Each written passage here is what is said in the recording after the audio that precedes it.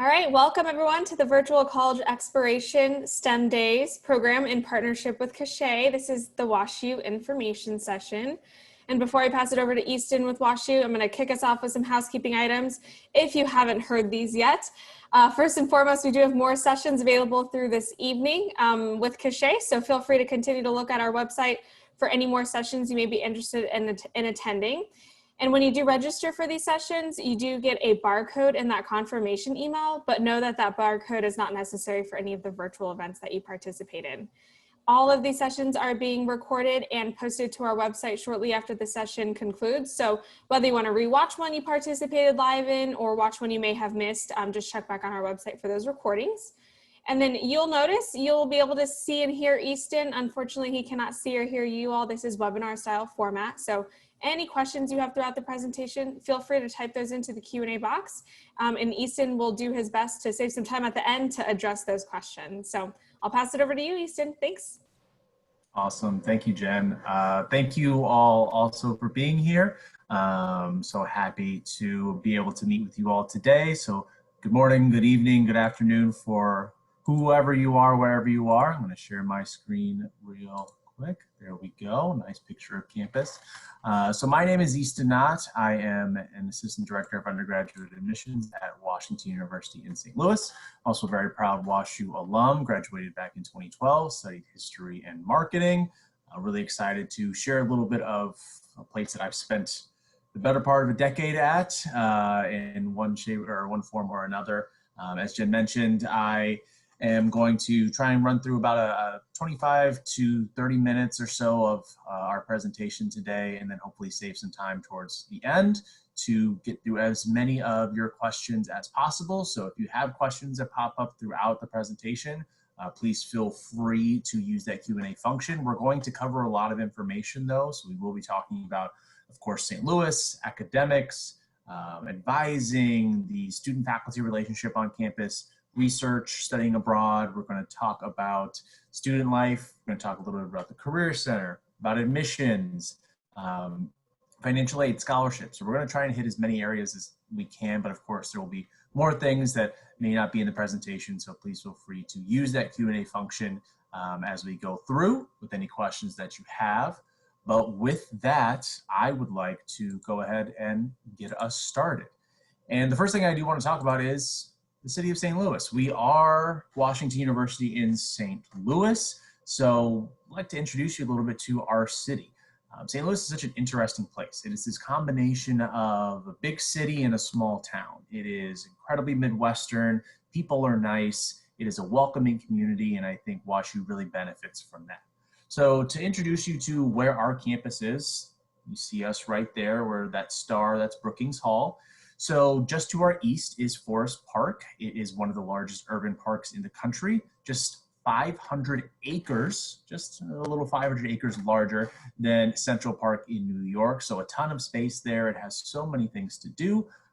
Science Center, Art Museum, History Museum, and Zoo, which are all free. Our zoo, I think, is still ranked in the top 3 in the country. It has multiple golf courses, paddle boating, jogging and bike trails. It is just the largest outdoor municipal theater in the country. Just an absolutely beautiful place to go and spend a day. And it's right across the street from campus. If you are leaving your class at 2 p.m. and it's like, wow, it's really nice outside, let's walk to the zoo, it'll take you 15 minutes. And that's a wonderful, wonderful thing to have as a college student. I went to the zoo, went to the History Museum so many times as a student, really enjoyed that time. If you head to the north of our campus, you'll hit the Del Mar Loop. The Loop has been called one of the top 10 streets in America. I don't particularly know what the criteria for the ranking system was, but I agree with their findings because the Loop is awesome. Tons of different places to go eat, to shop, some cool concert venues. I think there's 3 separate concert venues on the Loop. It's also home to the St. Louis Walk of Fame. It's also home to a number of our students. We have a lot of university-owned housing, like our Loop lofts that are down on the Del Mar Loop, and it's just a 10-minute walk from campus. There's actually a path right in the middle of our campus that leads you right into the heart of the Loop, right by Salt and Smoke Barbecue, so pretty easy to get down there.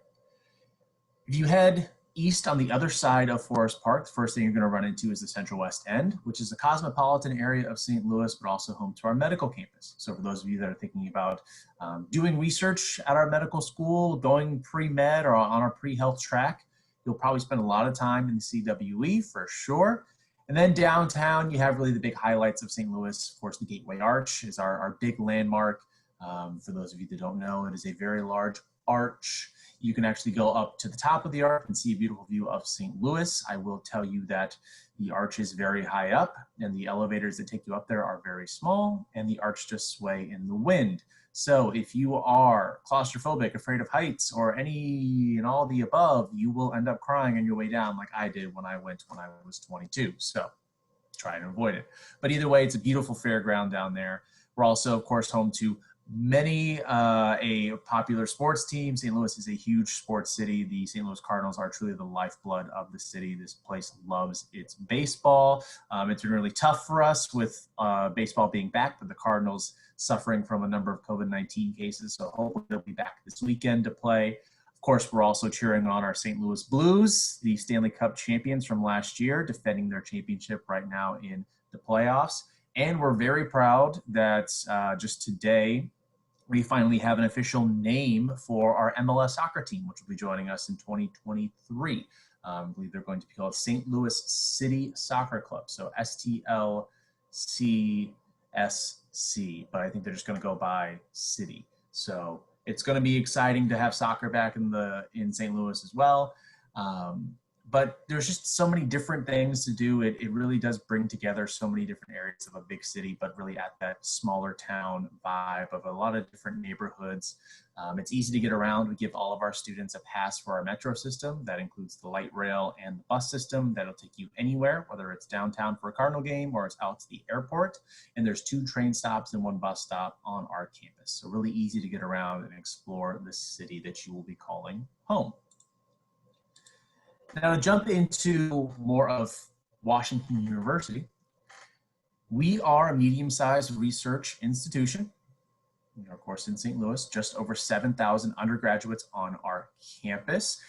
This is a breakdown of our student body as of 2 years ago. So we're going to be updating these numbers as we go into this year, but just about 48% of our students identify as students of color or international students, about 14% of them being Pell Grant eligible. Where do they come from? Well, we have students from all over the country. All 50 states are represented in our student body, as well as a number of US territories and over 50 countries across the globe. If you add in graduate students, faculty, and staff, there's over 100 countries across the world. So it really brings a unique environment to our campus. Our students have so many different lived experiences, so many different interests, and they're able to share together in the classroom and outside of the classroom as well. And they do have a wide range of academic interests. We have 5 academic divisions at WashU. The largest is going to be our College of Arts and Sciences, followed by the McKelvey School of Engineering, the Olin School of Business, and then our College of Art and College of Architecture. Now, art and architecture are actually paired together in our Sam Fox School of Design and Visual Arts, along with our Kemper Art Museum. So we actually have an art museum on our campus that our students are able to, of course, go and check out whenever they want, but also work at and intern at during their time as undergraduates. Now, all of these programs are first-year entry. So when you're applying to WashU, you will indicate which program you're applying directly into. So you'll start off as an engineer or an art student from day one. There's no need to reapply or wait till you're an upperclassman to take those classes. But while that is true, you are also encouraged to have an interdisciplinary approach to your education. It's really a hallmark of WashU.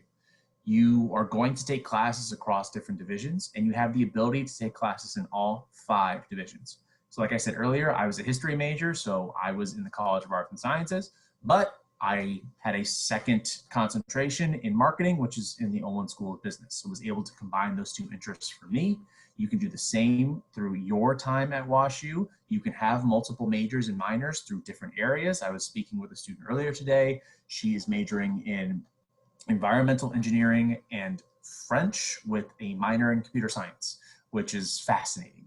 It's always I think the saying goes, it doesn't have to make sense to anybody else except for yourself. And if you can fit it in your schedule, you can go for it. So we really want our students to pursue all of the interests that they have. We want them to be themselves. And that's really the biggest thing. WashU is where you're going to find students, faculty, and staff that are individuals. And a lot of that comes from how we treat each other. An unofficial motto of the university is to get to know every single student by name and story. This comes from the late Jim McLeod. Dean McLeod was, among many things, the Dean of Students at WashU for many years. He was the Dean of Students when I was in school, and getting to know students by name and story was something that he firmly believed in, and has been one of his biggest legacies that he's left on our campus. What that means is that we want our students to feel supported for who they are. We want them to be confident in all of the areas of interest that they have and pursuing them, and knowing that they have support around them to be themselves, to know that their faculty members want to get to know them by who they are, not just by the grade they're going to get at the end of the semester. And a lot of that comes through from day one with our advising systems. So all of our students will have four-year advisors that they're paired with before their first year even starts, where they're able to meet. Georgia Bennington, who's one of the deans in our Sam Fox School, mentioned that this year she was able to have Zoom calls with every single one of her incoming class, meet with them multiple times over the summer to get to know them, to get to know their backstory, but also to help them in building their class schedule for their first year. Additionally, you'll have advisors for any majors or minors you declare, somebody to help you with studying abroad or doing research. We have a number of student advising programs, things like our WUSAs, Washington University Student Associates. These are upperclassmen that are paired with first-year floors to give you tips and tricks on how to get through your first year, to be that big brother, big sister mentor for you. My WUSAs baked a lot of cookies also, so to also help with the freshman 15. But it's that type of community where you see people really supporting each other from the top down. Mentioned Georgia Bennington, you also have people like Jen Smith, who's the Dean of the College of Arts and Sciences, who's commonly seen walking around campus with her two giant fluffy dogs, but also will bring groups of students to her home once a month to have unique conversations about topics that are going on in the world or on campus, and really informs her way of thinking and her way of running the college. And that out of class relationship is huge for our faculty members as well as our students. So all of our faculty members do have office hours where they are able to meet with students, where you can come in and have any questions or just want to learn more about what a faculty member may be researching in. They're available. We also have a number of faculty fellows that actually live on our campus with their partners, with their families, with their pets, in our residence halls. So really cool to see faculty members inviting students over for a Super Bowl party, or seeing them taking a group of students to theater to see a show, whatever it may be. It really helps our students connect that much better. I know it was really important to me. Going into college, I was extremely shy, was not somebody who felt comfortable going up to a professor after class. And so I remember meeting with my faculty fellow in my residence hall and just saying, hey, what's the best way to ask this question? What's the best way to be involved with research? How does that really work? And getting that confidence from him really helped me in progressing my studies that first year. And that allows our students, again, to feel confident, to feel comfortable in pursuing the interest that they really have. So many of our students come in thinking they know exactly what they want to study, and they change their mind really quickly, and that's okay. You don't need to declare a major until the second semester of your sophomore year. You have plenty of time to pick and choose to figure out exactly what you want to do. As I said earlier, you have the ability to make really unique combinations, and so double majoring and minoring in different divisions. But also, if you're interested in any of our pre-professional tracks, so things like pre-med or pre-law, occupational physical therapy, dentistry, these are tracks. These are not majors. So you can be a pre-med student, but also be majoring in political science. It's really up to you. You can be majoring in fashion design and be pre-med as well. So we want our students to come in to really search and find all the things that are of interest to them and make that into one unique path. Now, when they're in the classroom, our students, again, feel that support through a smaller learning environment, but an active learning environment. Our average class size is about 26 students, with the vast majority of our courses having 30 students or fewer. Any classes that I saw as a student and also as a staff member for a number of years that are larger than maybe 35 or 40 students will have some type of discussion section or breakout section that meets once a week to allow you to, again, be in a smaller group of 10 to 15 students, getting to ask questions, meet with faculty face-to-face, and really create knowledge. I think that is what we're all about. We are in the business of knowledge creation.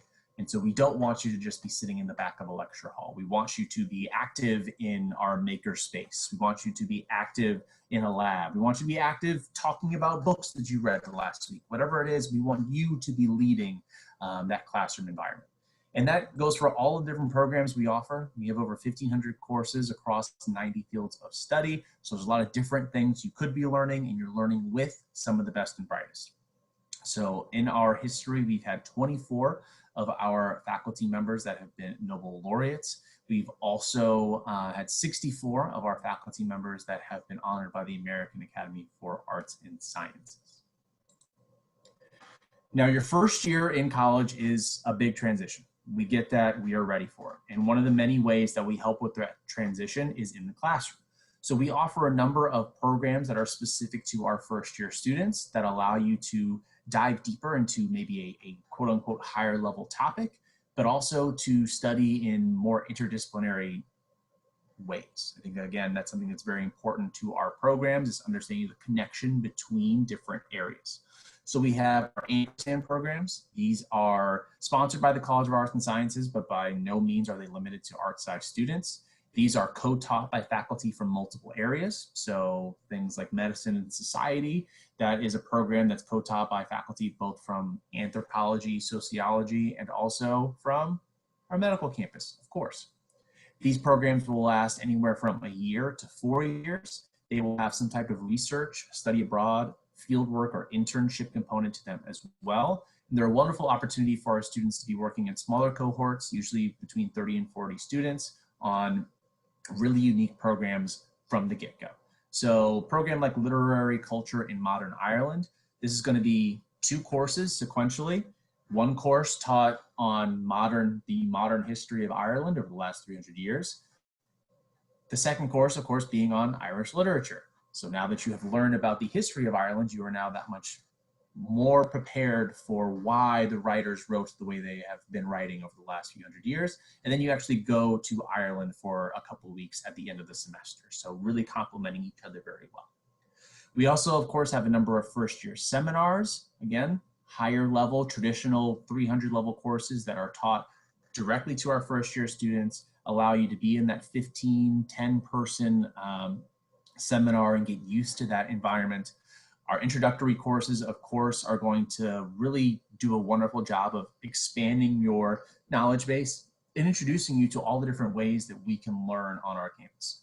So I always love things like the multiple first year seminars that we offer in engineering that offer students the ability to get their feet wet in different disciplines of engineering they've never understood before. So maybe you came in as, oh, I want to do mechanical engineering, but biomedical engineering sounds interesting. What is that like? There's going to be an intro level course for you to walk through exactly what that program looks like, to really, again, get your feet wet and get accustomed to what your future may hold if you decide to change your mind on that program. Now, outside of the classroom, of course, our students are going to be continually involved. And one of the biggest things we see our students gravitate towards is studying abroad. So we have over 100 different programs that go to over 50 countries. We have programs for every single one of our majors across all of our divisions. So it does not matter what you are studying, you can study abroad. All of those programs are for WashU credit. All of your scholarships and financial assistance that you have at home transfer with you when you go abroad. So it's really encouraged for our students to go abroad. Right now, a little over 40% of our undergrads will study abroad at some point. I know our business school is moving towards a model that is hopefully going to have 100% of our students studying abroad, at least through business by 2025. It's something we're really, really excited about. So really encourage our students to look at those opportunities.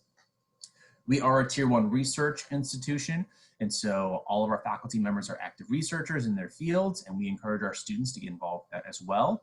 A lot of that comes through our Office of Undergraduate Research. You're able to walk in your first day as a first-year student and get access to research opportunities, to connect with faculty members, to see if maybe you can partner in their labs or with the work that they're doing in some way, shape, or form.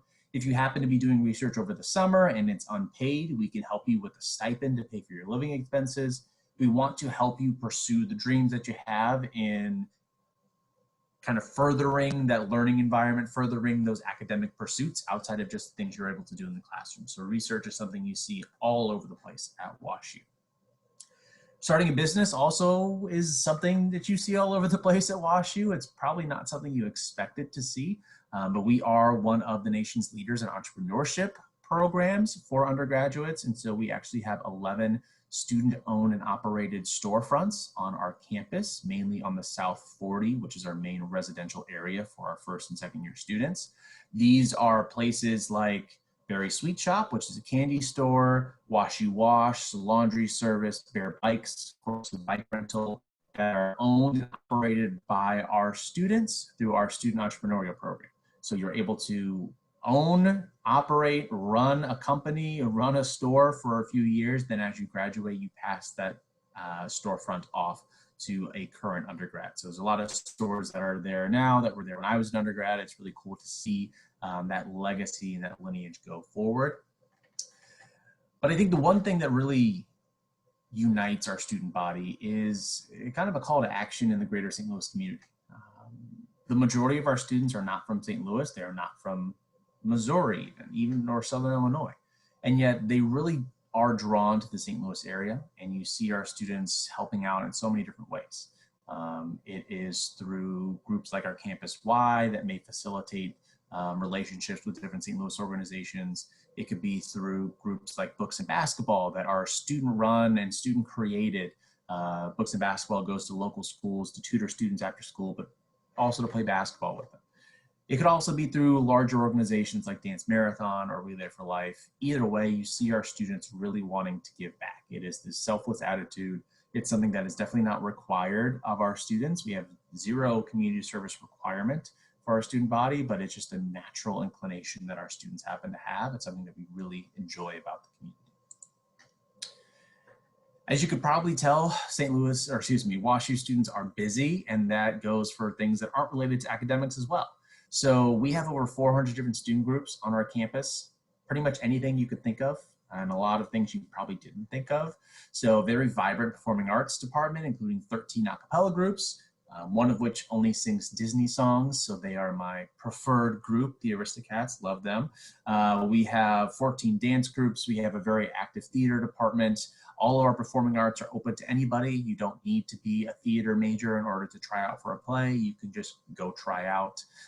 We have any type of political, religious, cultural affinity or identity-based group you can think of represented on our campus. We have a wonderfully supportive group of students that are really excited about the intersectionality of so many different student groups and how those all work together.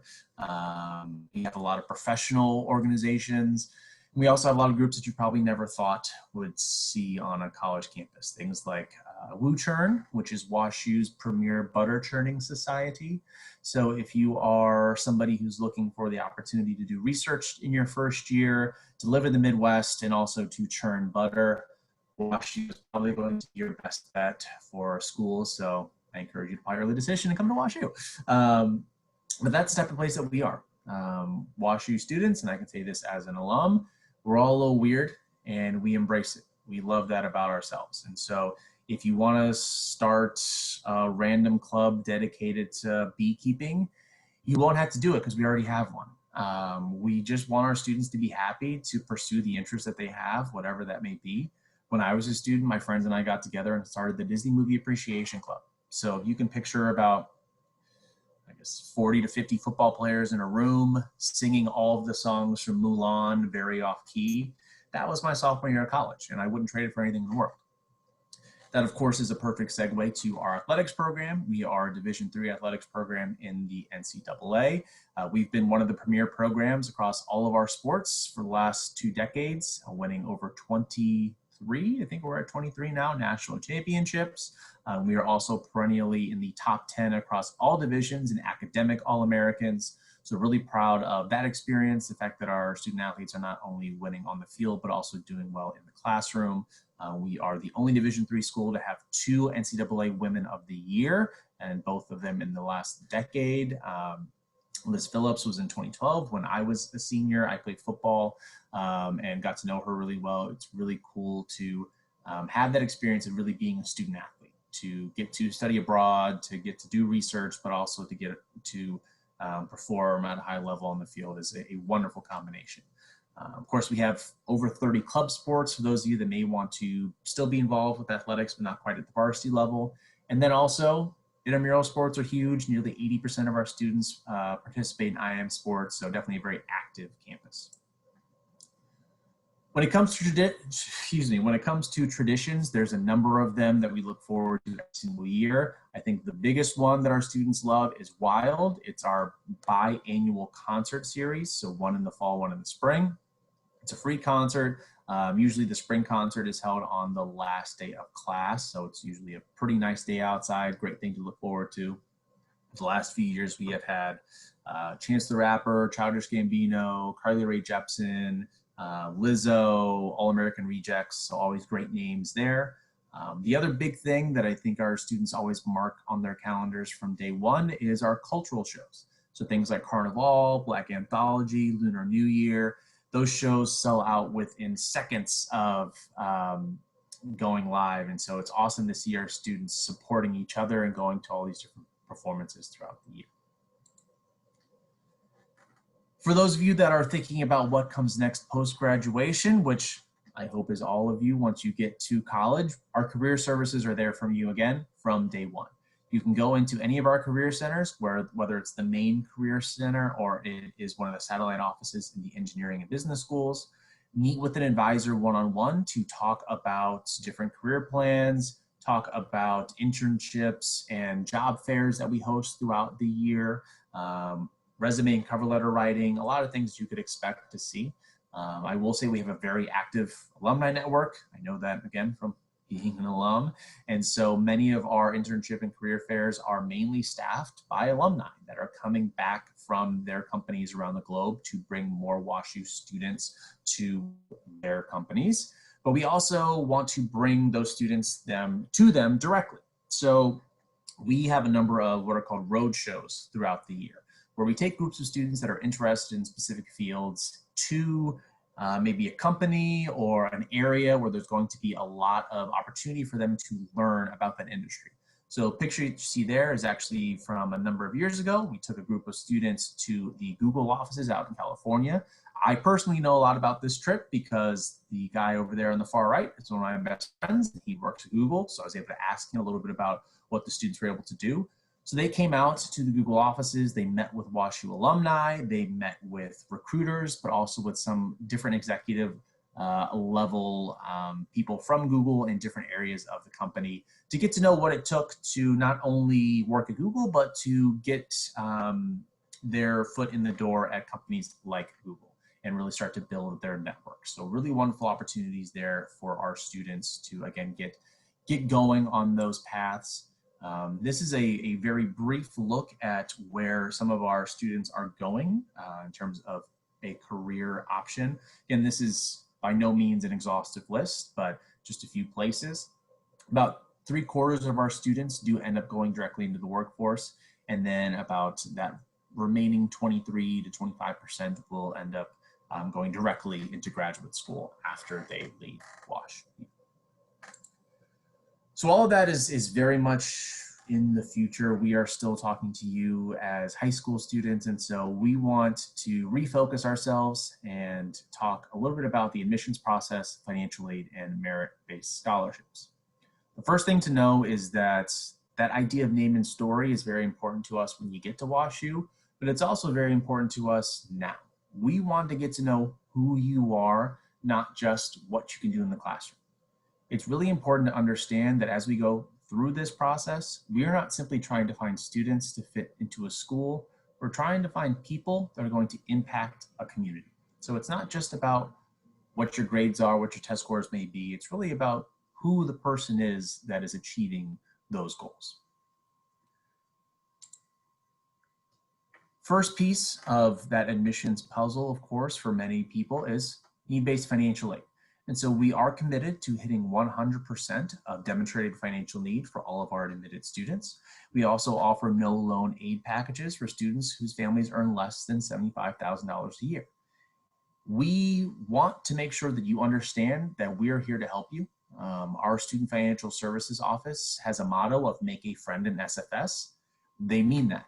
They are extremely friendly people, first of all, but also they understand that for many of you, this is the first time you are going through a college application in your family. This is the first time you as parents have children that are going to college. And there are pitfalls to this. There are forms you need to fill out. There are deadlines you need to hit. But there's also information that can't be put down on a form that needs to be explained person to person. I think that is especially true this year with so much turmoil in the economy based off of COVID-19 and so many other things happening in our country, that it's very important that if you have questions about financial aid that you do reach out. Now is the time to start making those conversations happen. So whether that is on the phone or via email, we really welcome you to make those connections. sfs.wusu.edu is going to be your first step to getting there. Next up, we do offer merit-based scholarships. So there are two different types. Our divisional scholarships are attached to our academic areas of interest. You do not need to do anything extra to apply for these. So when you apply to WashU, you're automatically going to be considered for the divisional scholarships. Now with signature scholar programs, there are three of those: the Danforth, Rodriguez, and Irvin Scholars Programs. These do require separate applications that are due by January 2nd. In order to apply to the Signature Scholar programs, you must first apply to WashU. So after you send in your application, you'll get access to the WashU pathway, which is our application portal, which is where those Signature Scholar program applications lie. They will take some time to fill out. There will be short answer questions, essays, and or letters of recommendation involved. So you want to make sure you give yourself some time to get that stuff done. Every one of our programs, whether it is a signature scholar program or a divisional scholarship, will have a mix of full tuition and partial tuition scholarships within it. They all are of different sizes. So some may only offer 2 or 3 scholarships per year. Some may offer closer to 50 or 60. It just depends on the program. Again, I encourage you to hop on our website to find out a little bit more information about what they may be looking for and the size comparisons of these different scholarships. So let's look now at the actual application itself. So first and foremost, here is a brief snapshot from our entering class back in fall 2019. Just over 25,000 applicants for a class of just over 1,700 students. Our admission rate's about 14%. Middle 50% on the SATs of 1480 to 1550, and middle 50% on the ACTs, 33 to 35. Now these numbers are super scored, and we'll talk a little bit more about what that means in just a second. So there are a few ways to apply to WashU. We will accept the common application and the coalition application. We are also a QuestBridge partner school that is a part of the QuestBridge match program, so you can apply through us through QuestBridge as well. Couple deadlines to keep in mind for our QuestBridge match students. November 1st is your application deadline. For early decision 1, November 1st is also your deadline. Now, early decision 2 and regular decision, that's going to be January 2nd. Early decision is binding. What we mean by that is if you apply early decision to WashU and you are admitted, we are assuming that you're going to enroll at WashU the next year. And so we will ask at that point that you withdraw any applications that you have at other schools, and we will send you a t-shirt. So you got a t-shirt and you got into college, it's a pretty good day. But what that means is that if you know WashU is your #1 choice, you'd start there tomorrow if you could. Early decision is a great option. If you are in between, you're not quite sure if WashU is the best fit for you by the time those deadlines hit, that's totally okay. Apply regular decision. The majority of our applicants every year come from regular decision.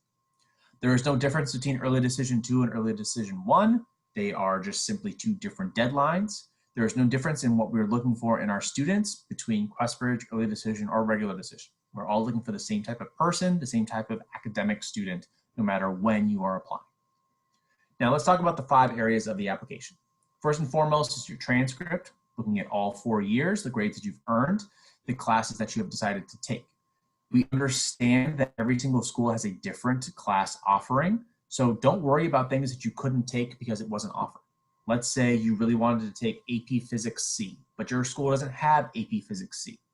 Well, we can't penalize you for not taking a class that you didn't have. That would be ridiculous. So we're going to look at you in the context of your school. We have profiles on all the different schools that send us applications. We understand what a rigorous curriculum looks like for you and what a strong GPA looks like for you individually. I will say that for students that are interested in STEM areas, so whether that's engineering or any of our College of Arts and Sciences, biological sciences programs, we're going to be focusing in on math and science abilities. So taking classes like calculus and physics will be important. For students that are applying to business, classes like calculus and math abilities will be important. With testing, we will take either the ACT or SAT. We do super score, as I mentioned earlier, so you can feel free to retest as many times as you like, and we can take all of those subject scores to make a new composite for you. We do not need any subject tests or any of the SAT subject tests. We do not need the ACT or SAT writing. That is totally optional. If you want to send it in, it's fine, but we really, really don't need it. We are also test optional for this year. So if you have not had the ability to take a standardized test, or if you feel like your scores are not up to where you feel like they should be, that's totally okay. You can apply to WashU without sending in test scores. If you do, you're still eligible for scholarships. You're still eligible for everything else that comes with applying to WashU and being admitted. There will be no difference in your process. The only difference being that you won't have test scores. Letters of recommendation, it's going to take 2, one from your counselor, one from a teacher. If you want to send in more, please feel free, but do know that quality is better than quantity. There's only so many positive adjectives in the English language. So don't feel like you need to send in an additional 30 letters of recommendation. If you want to send in an additional 1 or 2 from another coach, boss, mentor, teacher, that's fine. Extracurriculars, anything you do outside of eating, sleeping, and going to class, unless of course you're in an eating or sleeping club, because that's awesome and I want to hear about it. It's not necessarily as important what you're doing, but that you are doing something. WashU students are involved, period. That can be clubs, sports, student government, butter churning, beekeeping, taking care of your grandmother, taking care of your little siblings, jobs and internships. Anything you do, put it down and tell us about. That is what we care about.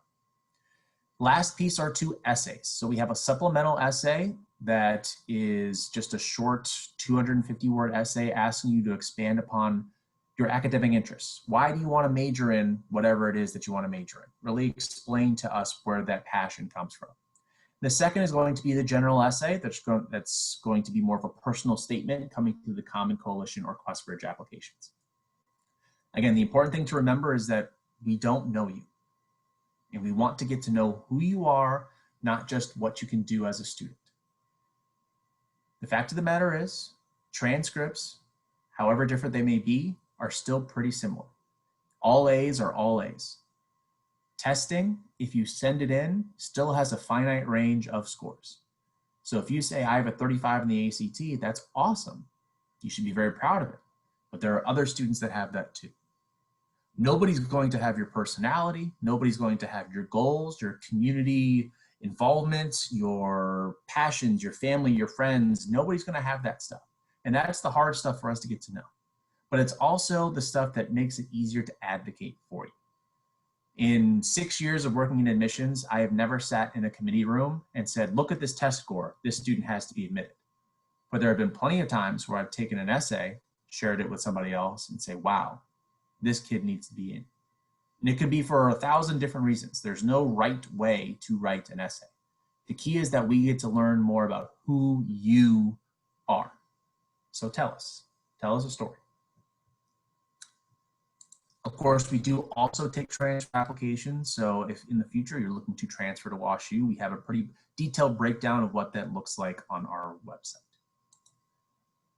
Whew, okay, that's a lot of me talking. So maybe you have some questions, so we're going to try and get to as many of these as I can. All right. What is the acceptance rate difference between early decision and regular decision? So generally, early decision is going to have a higher admission rate than regular decision, simply because there are many, many more applications for regular decision than early decision. So if we receive about 4,000 ED apps, that's another 22,000 coming from RD. So a big difference there. Additionally, early decision usually has a more competitive self-selected group of students that feel a little bit more confident in their applications. From the last 2 years, about 60% of our class has come from the early decision rounds. So that is early decision 1, early decision 2, and QuestBridge all added together make up about 60% of our incoming class. Do we apply to the School of Engineering or to a particular major? So both. When you're applying to the university, you will select the division that you're applying to. So in this case, engineering. You're also going to select whatever your first and second choice majors are. Now, by no means are you locked into that. You don't actually have to go after the major you put down. It's just giving us an idea of what you want to study. But the division you choose is something that is important because that is where you're going to be directly admitted to. Will a student with a learning difference have any disadvantages in the admissions process? Not at all.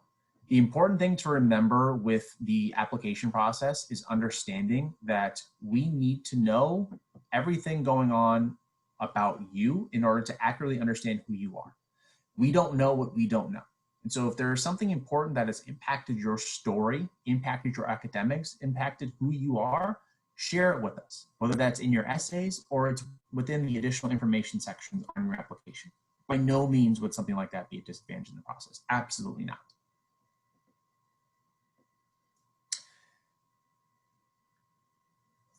AP scores, let's talk about those. AP scores are something that are great, but we don't need them. So if you're taking a number of AP courses and you happen to take AP tests at the end and you get all 5, that's great. If you get all 1s, probably not great, but we don't have to know about it. We don't need AP or IB scores. You can receive up to 15 credits, so it's about a semester's worth of class for your AP exam scores. Excuse me, and for IB exam scores, it's usually a 4 or 5 on AP, 6 or 7 on IB, and all that information is listed on the individual college websites. So engineering has their list of AP exam scores and what that means for you as an incoming student. College of Arts and Sciences also has theirs, which the rest of the university uses. For architecture, how much weight is the portfolio in the admissions process? So a portfolio is not required for architecture. It's only required for the College of Art. If you do submit a portfolio for architecture, it is definitely something that we consider as we go through the process, but it is not going to be weighed as heavily as it would for art, and definitely not weighed as heavily as the rest of your application. Let's see. Could you elaborate on the math and computer science programs at WashU? Of course. So within the last couple of years, of course, that interdisciplinary nature of the university has really come to light. And so we've seen a number of students that were combining math and computer science as double majors. So naturally, we created 2 combined majors in math and computer science. So you can be a math and computer science major. It is a singular program, whether you are in the College of Arts and Sciences or within the School of Engineering. Basically, as I was actually on a call with some of the deans from engineering earlier, it's taking the math and computer science double major and crashing it together and making it a little bit more streamlined. So let's say you want to study math, computer science, and also French. That's going to be a little bit easier if you're a part of that individual program versus pursuing the separate majors. So it just cuts out a little bit of the middle work on some of those courses. So it's really unique. It's only in its 2nd year. We also have a computer science and econ program, and I think there's 1 or 2 other programs that we're in development on with CompSci, in addition to our joint program in computer science and business. Do students often pursue double majors? Yes. The vast majority of our students, so I'd say 80% or so, will have more than one concentration, most of those being double majors.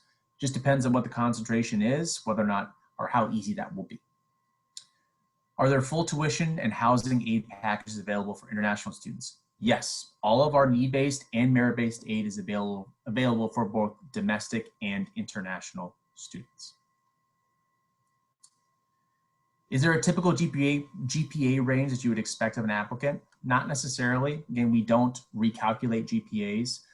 What I will say to give you an idea is we're generally looking for students that are near the top of their class, getting all A's, A's and B's, especially in their last 2 years.